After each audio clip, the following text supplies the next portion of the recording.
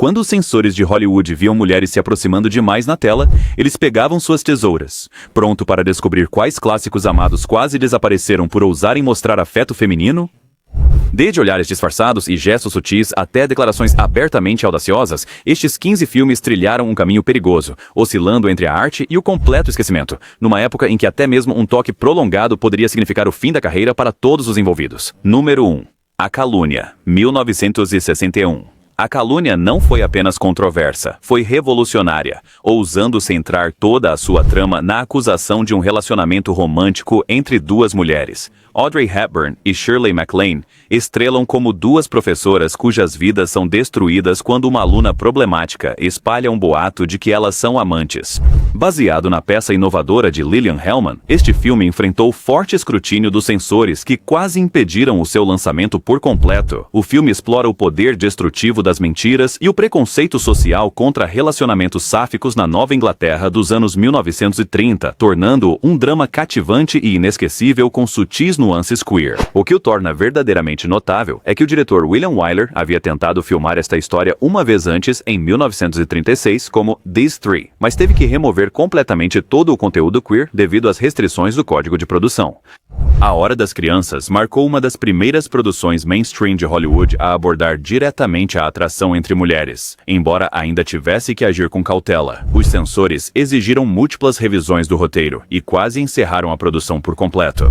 MacLaine mais tarde revelou que nem ela nem Hepburn compreenderam totalmente a profundidade dos sentimentos de suas personagens, pois o tópico era tão tabu que até o diretor evitou discussões explícitas sobre isso no set.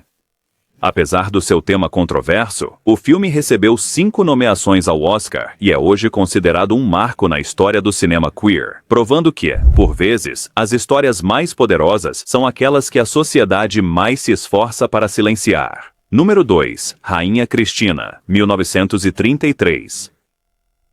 A Rainha Cristina, estrelada pela incomparável Greta Garbo como a monarca sueca setecentista, transgressora de gênero, numa atuação tão ousada que quase baniu o filme em vários países. A Cristina de Garbo veste-se como homem, beija mulheres nos lábios e declara que morrerá solteira. Tudo isso exalando uma sensualidade inegável que fez os censores ficarem chocados. O aspecto mais controverso do filme não foi apenas sua precisão histórica sobre os interesses românticos de Cristina, mas a insistência de Garbo em interpretar a rainha com autoridade masculina e sedução feminina simultaneamente. Executivos do estúdio entraram em pânico ao verem as primeiras filmagens, exigindo cortes em cenas onde Cristina compartilha momentos íntimos com sua dama de companhia, interpretada por Elizabeth Young. Essas cenas acabaram sendo cortadas, mas não totalmente removidas, uma prova do poder de estrela de Garbo. O que poucos espectadores sabiam era que a própria Garbo havia negociado para que John Gilbert fosse seu par romântico, criando uma dinâmica fascinante, já que o romance deles fora das telas havia terminado anos antes. Enquanto isso, a vida privada de Garbo alimentava sussurros sobre sua proximidade com a escritora Mercedes de Acosta e outras mulheres em Hollywood. A Rainha Cristina se tornou um farol codificado para as audiências queer que reconheceram seu subtexto. A famosa cena final do filme, mostrando o rosto de Cristina em uma contemplação estoica e mascarada, tornou-se uma imagem icônica de isolamento queer e força interior. Apesar das tentativas de censura, o filme arrecadou mais de 2,5 milhões de dólares e consolidou o status de Garbo como a estrela mais misteriosa e magnética de Hollywood. Número 3. Rebecca, 1940. Rebecca, o único filme de Alfred Hitchcock a ganhar o Oscar de melhor filme, cativou o público com sua atmosfera gótica e personagens inesquecíveis, especialmente a Sra. Danvers, uma das primeiras personagens lésbicas codificadas do cinema. Como interpretado por Judith Anderson, a obsessão da governanta pela falecida Rebecca vai muito além da lealdade profissional, beirando uma devoção romântica que deixou os censores extremamente nervosos. A fixação da Sra. Danvers por Rebecca é palpavelmente intensa durante todo o filme. Devido ao Código Reis, a sua sexualidade teve de permanecer implícita em vez de abertamente reconhecida, mas a direção magistral de Hitchcock torna os seus sentimentos inconfundíveis.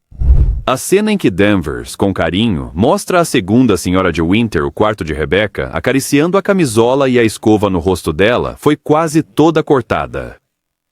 Nos bastidores, Hitchcock discutiu repetidamente com o produtor David O. Selznick sobre a explicitação da atração de Danvers. Selznick temia que o filme fosse banido completamente se eles fossem longe demais, enquanto Hitchcock argumentava que a complexidade psicológica dos personagens Esses momentos, o compromisso delas deu origem a uma das representações mais inquietantes e complexas de um amor obsessivo no cinema. O historiador de cinema Vito Russo mais tarde identificou Rebecca como um momento crucial no cinema queer, observando que a atuação de Anderson criou um modelo para como transmitir a atração pelo mesmo sexo sob censura restritiva.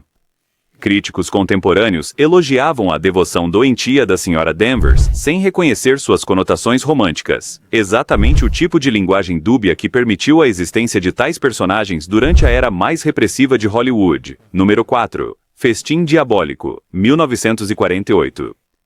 Rope não foi apenas a ousada experiência de Hitchcock em plano e sequência, foi a tentativa mais audaciosa de Hollywood de retratar um relacionamento gay na tela, enquanto desviava da censura. Baseado no infame caso de assassinato de Leopold e Loeb, o filme foca em dois jovens que cometem um assassinato e depois dão um jantar com o corpo escondido em seu apartamento, com o relacionamento deles inequivocamente codificado como romântico.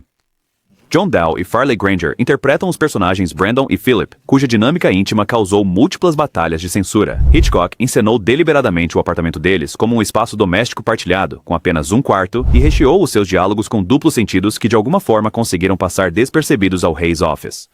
O roteiro original do filme continha referências ainda mais explícitas que foram gradualmente atenuadas durante a produção. O que torna Rope extraordinário é como ele usa sua inovação técnica, filmando em planos contínuos de 10 minutos, para criar uma tensão insuportável que espelha os desejos reprimidos dos personagens. Hitchcock mais tarde admitiu que isso foi intencional, afirmando: as restrições dos personagens correspondiam às restrições da própria produção cinematográfica. James Stewart, interpretando o ex-professor deles, supostamente não compreendeu totalmente o subtexto até a metade das filmagens. Os críticos da época contornaram o verdadeiro tema do filme com cautela, com o The New York Times chamando-o de tenso e delicado, sem mencionar a relação entre os personagens. Bosley Crowther notou cripticamente o apego antinatural entre os assassinos, sem dar mais detalhes. A corda foi banido completamente em várias cidades e fortemente editado em outras, apenas para ser totalmente restaurado décadas depois, quando o público pôde finalmente apreciar o manuseio magistral de Hitchcock do que era, em 1948, o assunto mais tabu em Hollywood. Número 5, De Repente, no último verão, 1959. De repente, no último verão foi tão chocante para a sua época que o próprio Tennessee Williams se perguntou como chegou às telas sem ser completamente mutilado pela censura. Este pesadelo gótico é estrelado por Elizabeth Taylor como uma jovem cuja tia rica quer que ela seja lobotomizada para impedi-la de revelar a verdade sobre a morte de seu primo gay. O filme conta uma história sombria e retorcida sobre uma viúva rica, determinada a lobotomizar a sobrinha para esconder a verdade sobre seu filho secretamente gay e agora falecido. O filme é intenso, inquietante e cheio de diálogos afiados que mantêm os espectadores presos do início ao fim. O diretor Joseph L. Mankiewicz e o roteirista Gore Vidal executaram um notável ato de equilíbrio, tornando a orientação dos personagens clara para os espectadores, sem nunca a explicitar diretamente, permitindo que o filme passasse pela censura. Katharine Hepburn e Elizabeth Taylor entregaram atuações poderosas, conquistando indicações ao Oscar de Melhor Atriz por seus papéis, o que eleva o prestígio do filme. A interpretação de Hepburn da manipuladora Violet Venable é particularmente arrepiante, pois ela faria qualquer coisa para preservar a reputação do filho, incluindo destruir a mente de outra jovem. A administração do código de produção inicialmente rejeitou o roteiro por completo, levando a meses de negociações. O compromisso envolveu remover referências diretas à orientação dos personagens, mantendo o enredo intacto. A cena final de revelação, onde a personagem de Taylor descreve como o primo a usou para atrair rapazes que lhe interessavam, ultrapassou tantos limites que vários cinemas se recusaram a exibir o filme, apesar do seu apelo estelar. Com sua atmosfera gótica, reviravoltas chocantes e temas ousados para a época, este filme permanece um exemplo marcante de Hollywood ultrapassando os limites do Código Hayes. Número 6, A Malvada, 1950. All About Eve não é apenas uma obra-prima do drama de bastidores, é a mais gloriosa celebração das relações femininas no cinema, envolta em diálogos deliciosamente afiados que de alguma forma escaparam à censura. Bette Davis e Anne Baxter estrelam esta história de uma atriz envelhecida e da fã ambiciosa que planeja tomar seu lugar, criando um mundo onde os homens parecem quase incidentais às intensas conexões das mulheres. A Malvada de 1950 é um drama afiado e espirituoso sobre uma atriz envelhecida cujo novo admirador parece tomar o seu lugar. O filme fez história ao igualar o recorde de mais indicações ao Oscar de todos os tempos, com 14 nomeações, e ainda apresenta uma jovem Marilyn Monroe em um de seus primeiros papéis. Além das atuações brilhantes, o filme é repleto de sutis subtons queer e personagens fascinantes, adicionando uma camada extra de intriga. A personagem de Eve Harrington estuda e imita Margot Channing com uma intensidade que vai além da mera admiração, enquanto o crítico de teatro Addison DeWitt exibe o que o escritor Vito Russo chamou de misoginia com um viés homossexual que era reconhecível para os iniciados, mas passou despercebida para o público em geral. O diretor Joseph L. Mankiewicz, de forma intencional, escalou a atriz abertamente lésbica Selma Ritter para o papel da empregada de Margot, Birdie, o que adicionou uma camada adicional de subtexto para os espectadores mais atentos. Enquanto isso, Bette Davis revelou mais tarde que interpretou Margot com o entendimento de que a personagem nutria sentimentos românticos por sua assistente, Birdie, que ela não conseguia expressar. Seus diálogos inteligentes, humor mordaz e relações intrincadas o tornam um clássico atemporal que é ao mesmo tempo divertido e que se pode assistir inúmeras vezes. A reputação do filme só cresceu entre o público queer que reconhece sua representação de um mundo onde as conexões das mulheres entre si, sejam competitivas, de apoio ou românticas, formam o centro emocional de suas vidas. Número 7. Matching in Uniform, 1931. Matching in Uniform não foi meramente controverso, mas sim revolucionário, apresentando o primeiro romance lésbico explícito da história do cinema num drama passado num internato feminino alemão, tão impactante que foi proibido por 2 vezes e quase completamente destruído pelos nazistas. Este filme inovador retrata o relacionamento romântico entre uma estudante sensível e sua professora compassiva, com notável empatia e surpreendente franqueza para 1931. A produção inteiramente feminina da diretora Leontine Sagan conta a história de Manuela, uma jovem de 14 anos que desenvolve sentimentos intensos por sua professora, a senhorita Fraulein von Bernburg, em um internato prussiano bastante repressivo. O filme apresenta um beijo de verdade entre as duas, algo que seria impensável no cinema de Hollywood por muitas décadas. Eleanor Roosevelt interveio pessoalmente para garantir que o filme pudesse ser exibido nos Estados Unidos, embora versões fortemente censuradas removessem todos os elementos românticos. Quando os nazistas chegaram ao poder, eles ordenaram que todas as cópias fossem destruídas, mas uma única cópia sobreviveu em Roma, permitindo que este marco fosse redescoberto décadas depois. É notável a compaixão com que o filme aborda sua relação central, apresentando-a como uma resposta natural à privação emocional da escola, e não algo escandaloso ou pervertido, uma perspectiva décadas à frente de seu tempo. A historiadora de cinema B. Ruby Rich o chamou de o primeiro filme a criar uma estética lésbica positiva, destacando sua influência em gerações de cineastas. Seu estilo visual, com ênfase em olhares significativos, proximidade física e tensão emocional, estabeleceu uma linguagem cinematográfica para retratar a atração pelo mesmo sexo que os diretores ainda utilizam hoje. O filme termina com uma tentativa de suicídio que é impedida pela ação coletiva das garotas, uma rejeição revolucionária de narrativas queer trágicas que não se tornariam comuns até o século XXI. Número 8. Os Homens Preferem as Loiras, 1953. Os Homens Preferem as Loiras pode ser lembrado pelo vestido rosa e diamantes de Marilyn Monroe, mas o verdadeiro brilho é o retrato audacioso do filme da amizade feminina que é tão íntima que fez os censores correrem para suavizá-lo. As personagens de Monroe e Jane Russell compartilham um laço tão forte que dormem na mesma cama, priorizam-se em vez de homens, e até fazem o número musical mais sugestivo do filme juntas, em vez de com os protagonistas masculinos. O diretor Howard Hawks deliberadamente brincou com a química entre suas duas estrelas femininas, criando cenas de intimidade física, massagens nos ombros, braços dados, camarins compartilhados que foram muito além das amizades femininas típicas no cinema dos anos 50.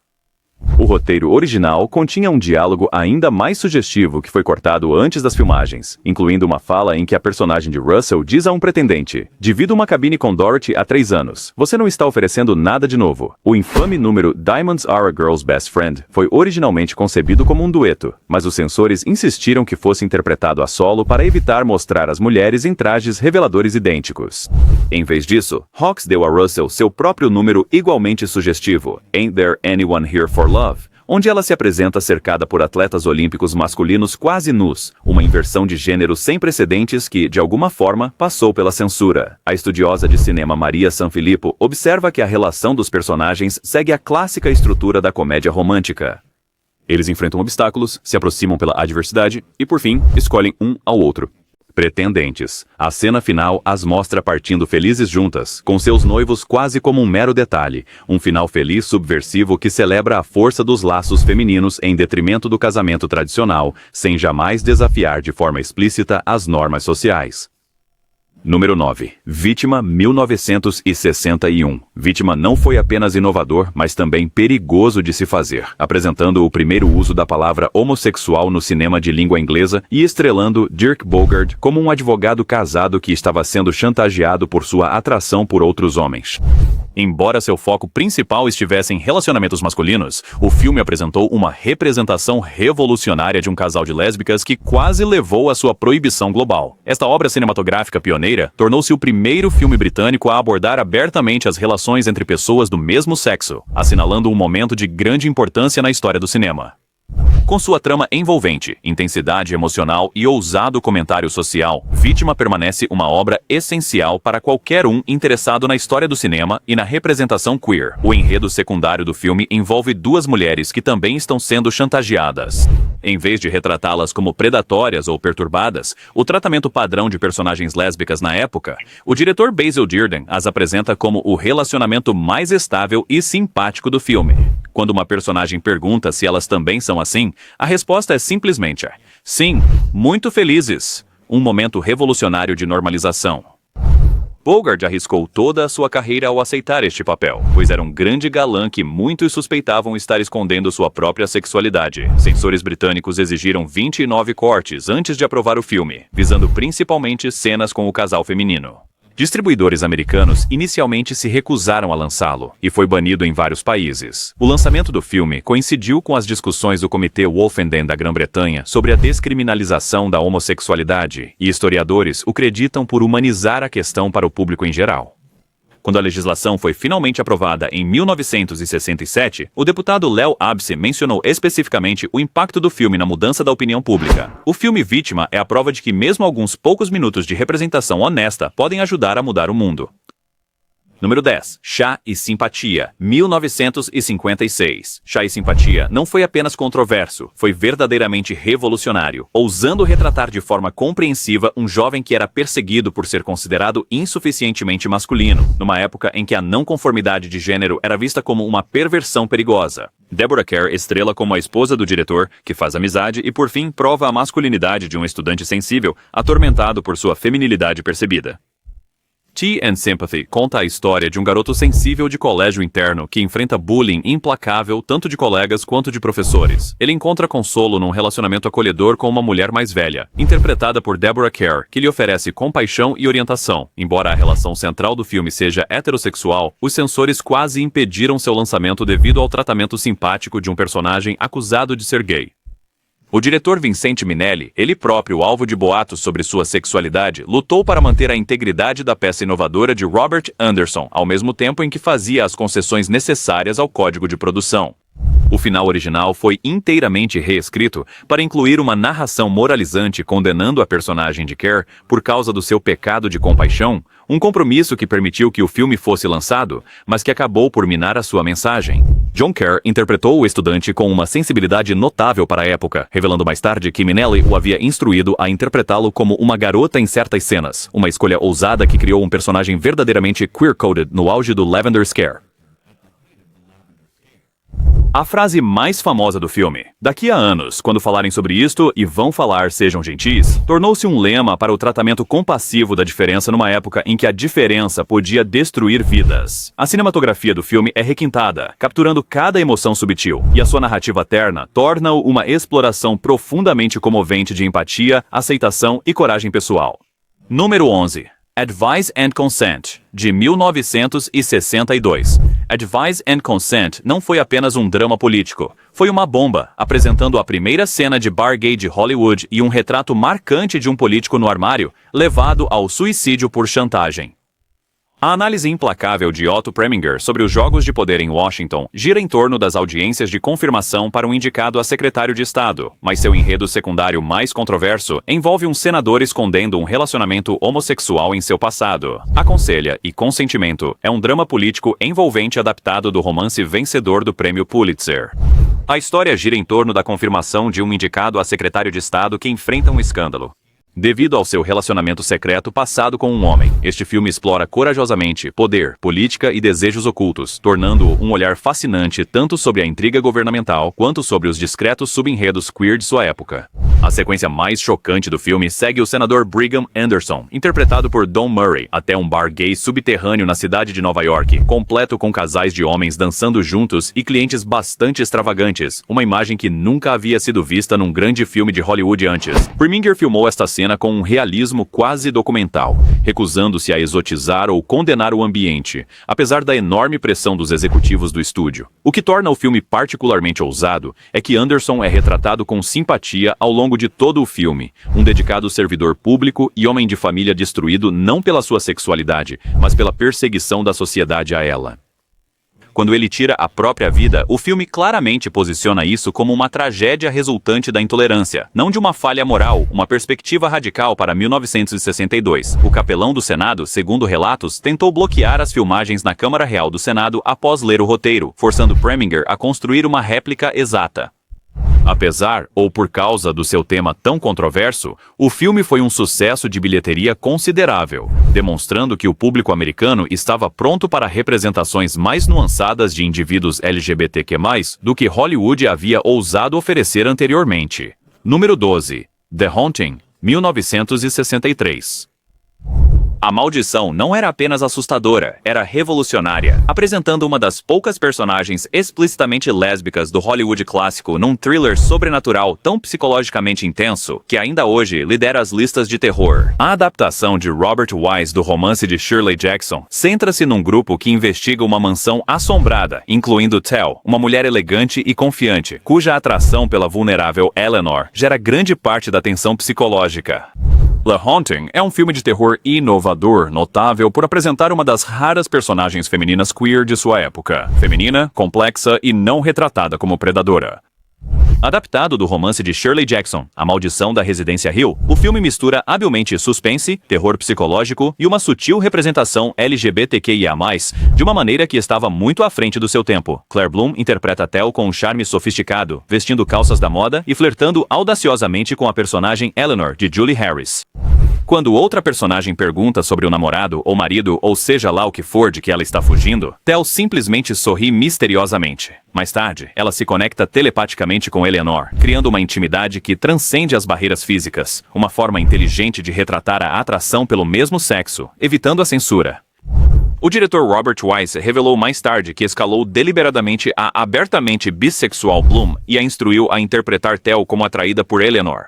O estúdio exigiu cortes em várias cenas, incluindo uma em que Tell conforta uma Eleanor assustada na cama.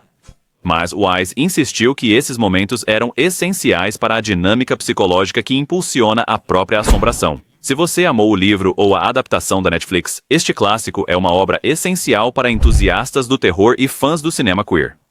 Enquanto os espectadores modernos podem considerar a representação sutil, o público de 1963 reconheceu Tell como uma personagem inovadora, uma figura lésbica que não era nem vilã, nem mentalmente doente, nem condenada a um fim trágico, mas sim glamourosa, perspicaz e, em última análise, heróica. Número 13. The Killing of Sister George, de 1968. The Killing of Sister George não foi apenas controverso, foi um evento sísmico, apresentando a primeira cena íntima e explícita entre mulheres num lançamento americano de grande circuito e recebendo a primeira classificação etária X do cinema, especificamente por seu conteúdo lésbico. A adaptação de Robert Aldrich da peça de Frank Marcus estrela Beryl Reid como June, uma atriz envelhecida que interpreta uma enfermeira querida numa novela enquanto sua vida pessoal se desfaz. A explicitude sem precedentes do filme quase impediu seu lançamento por completo. A administração do código de produção exigiu cortes extensos, particularmente nas cenas entre a namorada mais jovem de June Childy, Susanna York, e a executiva de televisão predatória, Sra. Croft Coral Brown. Quando Aldrich recusou, o filme tornou-se um campo de batalha na guerra contra a censura cinematográfica, recebendo por fim a classificação X, que limitou a sua distribuição, mas preservou a sua integridade. O que tornou Sister George verdadeiramente revolucionário foi sua caracterização complexa. June não é nem uma vítima santa, nem uma predadora unidimensional, mas uma pessoa plenamente realizada, às vezes cruel, às vezes terna, enfrentando tanto a discriminação no trabalho, quanto problemas de relacionamento com Childy. A crítica Pauline Kael, embora desconfortável com o filme, é reconhecido por ter sido o primeiro a apresentar personagens homossexuais convincentes nos filmes americanos. Nos bastidores, a vida imitou a arte de maneiras surpreendentes. Coral Brown e Susanna York teriam tido tensões significativas no set, muito semelhantes às lutas de poder de seus personagens. Enquanto isso, Reed se entregou tão completamente ao papel que sofreu um colapso nervoso após a conclusão das filmagens. Apesar da sua recepção controversa, Sister George faturou mais de 4 milhões de dólares com um orçamento de 1,5 milhão de dólares, provando que existia um público significativo para filmes adultos que tratavam honestamente de relacionamentos lésbicos. Número 14. In Sons Elwas Sawyer, A Caixa de Pandora, 1929. A Caixa de Pandora não foi apenas escandalosa, foi revolucionária, apresentando a primeira personagem lésbica do cinema e a icônica Louise Brooks como Lulu, uma mulher sexualmente liberada que atrai tanto homens quanto mulheres antes de encontrar um fim trágico. A obra-prima muda de J.W. Pabst inclui a personagem revolucionária da Condessa Augusta Geschwitz, que sacrifica tudo por seu amor não correspondido por Lulu. Alice Roberts interpreta a Condessa com tamanha intensidade que censores em vários países exigiram que suas cenas fossem cortadas por completo. Na sequência mais famosa, ela pede para dançar com o acompanhante masculino de Lulu como pretexto para trocar e dançar com a própria Lulu, um momento de desejo codificado tão óbvio que vários cinemas americanos pararam a projeção no meio da cena. O filme foi banido completamente em várias cidades e fortemente editado em outros lugares. Nos bastidores, o diretor Pabst teve que convencer uma relutante Roberts a interpretar o papel, pois ela temia ser estereotipada ou ter sua própria reputação prejudicada. Brooks mais tarde escreveu que Roberts exigiu a promessa de um presente caro de Pabst antes de concordar com a cena em que ela tinha que me olhar com olhos de desejo. Apesar de todas essas hesitações, a química deles em tela é inegável. Décadas à frente de seu tempo, A Caixa de Pandora apresenta a Condessa como a personagem mais honrada de toda a história. Só ela permanece leal a Lulu até o fim, mesmo sacrificando a própria segurança. Esta representação simpática da devoção lésbica em 1929 é particularmente notável, considerando que muitos filmes feitos décadas depois ainda retratariam personagens queer como vilões ou figuras trágicas. Hoje, estudiosos de cinema consideram a Condessa Geschwitz uma das personagens LGBTQ+ mais importantes dos primórdios do cinema, abrindo caminho para representações mais complexas e aprofundadas. Número 15. Olivia, 1951. Olivia não era apenas ousada, era revolucionária, apresentando um internato feminino francês onde relacionamentos românticos entre mulheres são retratados com notável sensibilidade e nuance, em vez de sensacionalismo ou julgamento. A diretora Jacqueline Audrey, uma das poucas diretoras femininas em atividade na época, adaptou o romance semi-autobiográfico de Dorothy Bussey em uma terna e sensível história de amadurecimento, centrada em apegos apaixonados entre alunos e professores. O filme acompanha uma jovem inglesa que desenvolve sentimentos intensos por Mademoiselle Julie, uma das duas diretoras da escola, enquanto observa as complexas dinâmicas românticas entre o corpo docente feminino e as alunas. O que tornou Olivia verdadeiramente inovador foi sua recusa em sensacionalizar esses relacionamentos ou enquadrá-los como desviantes. Em vez disso, são apresentados como parte natural do desenvolvimento emocional das personagens em um ambiente centrado nas mulheres. Censores americanos e britânicos exigiram cortes significativos antes de permitir o lançamento limitado, removendo cenas onde estudantes declaram seu amor por professores e momentos de afeto físico. Na França, no entanto, o filme foi celebrado por sua profundidade psicológica e beleza visual, com críticos elogiando a sensibilidade feminina de Audrey, sem reconhecer diretamente o conteúdo lésbico, um típico duplo discurso crítico da época. Edwige Foyer e Simone Simon interpretam as diretoras rivais com uma profundidade e complexidade raramente vistas em personagens femininas queer, criando um retrato matizado e detalhado de diferentes abordagens ao amor entre mulheres. Suas atuações não apresentam nem condenação nem qualquer forma de exploração, mas sim uma exploração genuína e sincera do apego emocional e romântico que o cinema comercial não conseguiria igualar por muitas décadas. Hoje, Olivia é celebrada como um marco do cinema queer, que de alguma forma passou pelos censores ao apresentar o desejo feminino com tamanha autenticidade que nem mesmo eles conseguiram reconhecer totalmente o que estavam vendo. Do subtexto sussurrado a declarações ousadas, estes 15 filmes ousaram representar mulheres amando mulheres, quando tais retratos poderiam acabar com carreiras e convidar a censura. Qual desses clássicos mais te chocou? Foram banidos por preocupações genuínas ou simplesmente por mostrar conexões humanas que Uau! Deixem seus pensamentos aqui embaixo e nos digam qual clássico queer esquecido merece uma restauração e reavaliação modernas. Lembrem-se, o filme proibido de ontem é muitas vezes a obra-prima reconhecida de amanhã.